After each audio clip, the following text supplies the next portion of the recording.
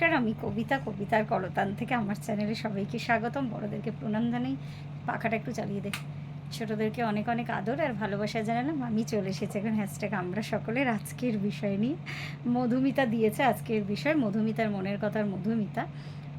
বিষয়টা হচ্ছে তার ইচ্ছা ছাড়া কিছুই করার নেই, তার ইচ্ছাতেই সব হয়। এই কথাটা আমরা কি করে মেনে নেব?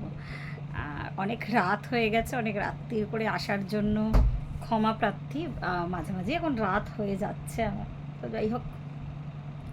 তো কোনো দিন তো আমার ভিডিও মানে মিস যায় না আর কি, অনেক প্রতিকূলতা সত্ত্বেও কিন্তু আমি একটু হলেও ক্যামেরার সামনে 4-5 মিনিট হলেও কথা বলি। তো আজকে আমার হাজব্যান্ড বাধা দিচ্ছিল অনেক করে, না এলাম যে একটুখানি মানে বিষয়টা বলবো, তাতে অসুবিধার কী আছে। তো সেটার জন্যই চলে এসেছি। 9:30 বেজে গেছে এখন। ডাক্তার দেখিয়ে এলাম সবে সবে। তো ওষুধপত্র দিল, কিছু টেস্ট দিয়েছে, সেগুলো করাবো। তো যাই হোক, আজকের বিষয়টা হচ্ছে, আমি হাসছি এই জন্যই, আমাকে বারবারও বারণ করছে যে ভিডিও করতে হবে না। কেন বারণ করছে আমি নিজেও জানি না। তো যাই হোক, এখন আমি অনেকটাই সুস্থ, একটুখানি কালকে থেকে শরীরটা খারাপ হয়েছিল। তো হ্যাঁ, মধুমিতার বিষয়টা এটা ঠিক কথাই। আমরা কিছুদিন আগেই, 2-3 দিন আগেই মিতা চ্যাটার্জি ম্যাডাম খুব সম্ভবত টপিক দিয়েছিলেন, হ্যাঁ মিতা চ্যাটার্জি ম্যাডামই দিয়েছিলেন, যে জীবন মানে খাতায় যে পরের পেজেই কী লেখা আছে আমরা জানি না।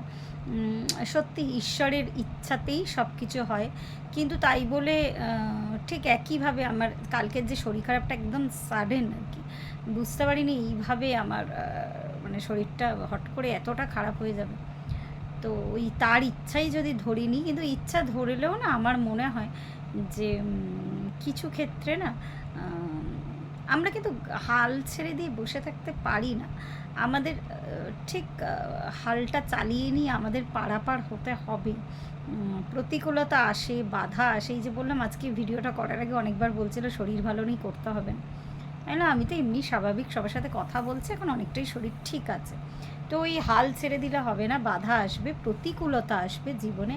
আর অ্যাডভার্সিটি না থাকলে, আমি তো বারবার বলি, ওই স্মুথ লাইফ আমার যারা কেন জানি না, আমার নিজের জীবনটা এখন আমার কাছে বেশ প্রিয় আর কি।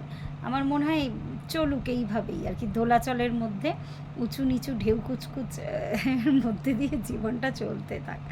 আমার মনে হয় না যে আমার খুব একটা অসুবিধা হচ্ছে, আমি খুশি আছি। তো তার নির্দেশে অবশ্যই বলে যে বিধাতার নির্দেশ, কিন্তু এই নির্দেশও আমরা কিন্তু পাল্টাতে মানে পারি। আমি দেখেছি না অনেক ক্ষেত্রে, যে জিনিসটা আমি প্রচণ্ডভাবে চেয়েছি, ম্যানিফেস্টেশন হয়, হয় না যে তা না, সেই জিনিসটা কিন্তু হয়েছে। যদি মানুষের উপকার করো, মানুষের ভালো করো, আমার মনে হয় যে অনেক অ্যাডভার্স সিচুয়েশান থেকে তুমি বেরিয়ে আসতে পারবে। এবার বিধাতার নির্দেশ কী তো আমরা জানি না, তো ওটার উপর আমরা হাল ছেড়ে, আমরা যেহেতু মানুষ না, ওনারই শ্রেষ্ঠ জীব আমরা, তো উনি আমাদেরকে তৈরি করেছেন, তো এমন কিছু গুণাবলী দিয়ে তৈরি করেছেন যার ফলে আমরা কিন্তু অতটা আমরা অনেক সময় মজবুর হয়ে যাই ভাগ্যের হাতে, কিন্তু আমরা লড়াই করতে জানি। আমাদের এই মেন্টালিটিটা, এই উইজডমটা উনি দিয়েছেন আমাদেরকে। তো দুটো কথাই আমার মনে হয়, যদি ঈশ্বর তোমাকে বাধা বিপত্তি, তোমার জীবনে হার্ডলস সৃষ্টিও করে, তাহলেও কিন্তু সেটা থেকে বেরিয়ে আসার উইজডমটাও কিন্তু তিনিই যোগায় আর কি। তো আমার এটা মানে পার্সোনাল মতবাদ আর কি। ভাগ্যের হাতে ছেড়ে দিয়ে কখনোই আমি বসে থাকতে পারি না। আমি সবসময় একটা লড়াকু মনোভাব আমার মধ্যে আছে। ওই মানে আমার এটা খুব আজকের দিনের সাথে রিলেটেড লাগছে আর কি। জীবন তো চলছে, জীবন তো চলবে, এর নামই তো জীবন। বাধা আসবে, বিপত্তি আসবে, অনেক ধরনের সমস্যা আসবে। তো আমি হাল ছেড়ে দেওয়ার মানুষ নই, আমি হাল ছাড়বও নয়। যতই বলি ঈশ্বরের নির্দেশ, অবশ্যই ডিভাইন টাইমিং, ডিভাইন প্ল্যান সব কিছুই আমাদের জীবনে আছে, কিন্তু তা সত্ত্বেও আমার মনে হয় আমরা যেমন বাবা মাকে মানাতে পারি না কোনো কিছুর জন্য, ঘুষ দিয়ে নয় কিন্তু, হ্যাঁ তুমি ভালো কাজ করো, তুমি মানুষের সেবা করো, তুমি জীব সেবা করো, দেখবে এমনি এমনি তোমার ভাগ্য বদলে যাচ্ছে। হ্যাঁ, মানে কোটিপতি হয়তো হবে না, বা একদম তালি মারতেই তোমার হাতের কাছে সব জিনিস আসবে না, কিন্তু জীবন আস্তে আস্তে স্মুথ হয়ে যাবেই। আর এই লাইফ স্টাইলটা আমি বারবার বলছি যে এই লড়াকু মনোভাবটা ঈশ্বর যে আমাকে এই জীবনটা দিয়েছে, আমার মনে হয় অজস্র ধন্যবাদ তাকে আর কি।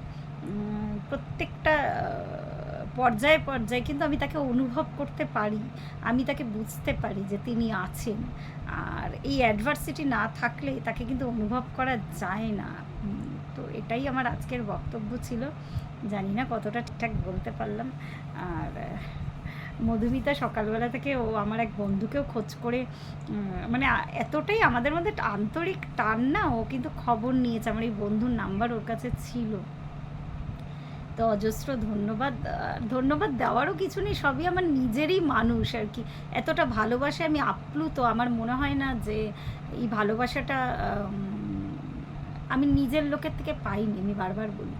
তো এই পরিবার পেয়ে ইউটিউবের এই হ্যাশট্যাগ আমরা সকলের রঞ্জনাদি, মানে প্রত্যেকে আমার যে প্রেয়ারের গ্রুপ আছে প্রত্যেকে আমার জন্য আজকে প্রেয়ার করেছে। আমি একটা শুধু ছবি পাঠিয়েছিলাম যে আমি হসপিটালাইজ হয়েছিলাম, আমি কয়েক ঘন্টার জন্য এমার্জেন্সিতে ছিলাম। তো প্রত্যেকে আমাদের মানে ভেতরের অন্তরের টানটাই এতটা যে আমরা সুস্থ হতে বাধ্য, ক্যামেরা খুলে কথা বলতে বাধ্য। এটা আমাদের মানে ভেতরের টান, এটা বাইরের মানুষজন বুঝবে না। তো আজকে এই পর্যন্তই রইল। প্রত্যেকে ভালো থাকবেন, পরিবারের সকলকে ভালো রাখবেন। ধন্যবাদ।